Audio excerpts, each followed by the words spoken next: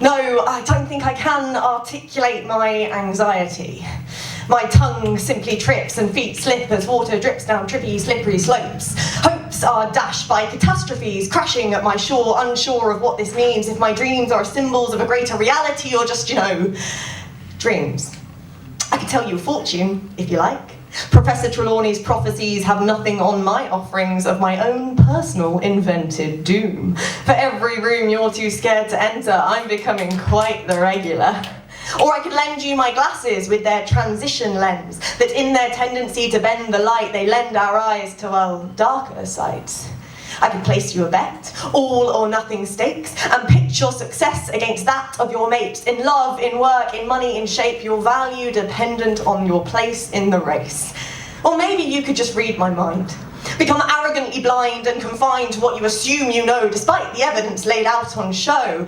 I could play you a loop of your own self-doubt, crank up the bass, drown the softer sounds out, because I'm sure that you think that you should be this, but maybe you should be that. And what if in becoming this you give up all of that? And what if you would have actually tried, but then you would have failed? And what if this means you're gonna die well before you're frail? Well, maybe you should plan. Yes, you need to be prepared. God forbid you don't attempt to repair the tears in your life that are not yet there.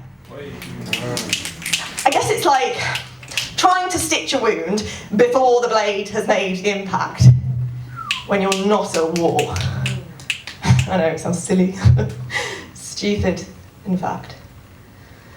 So why, in the blatant knowledge of that, why do my sentences still start to break as my hands shake, as my breath shakes, as my stomach quakes, as my chest aches, as my head mistakes the tremors in my heart for an act of hate, as I pale and faint and reach desperately for a break? There must be a mistake, because I am really quite a together person. No, seriously, I'm great at my job with my head screwed on. I'm passionate, intelligent, and pretty damn fun. You wouldn't think that anything was wrong. And there's this thing nestled quietly beneath my skin. I breathe it in a pattern of 4, 7,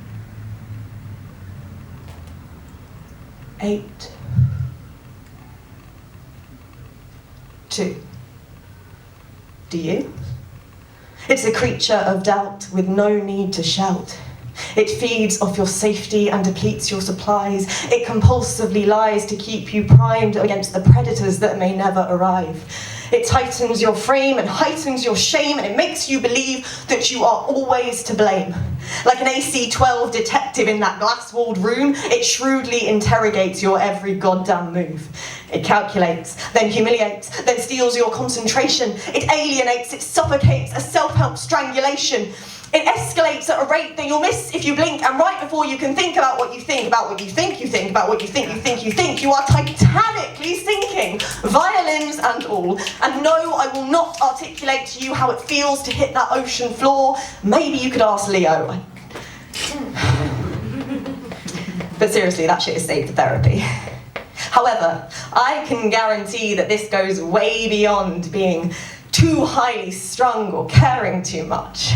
I am literally retraining my body and brain to take a refrain from fighting and flighting at every other tick of the clock, whether from the glare of high street lighting or just simply sitting home watching Gogglebots.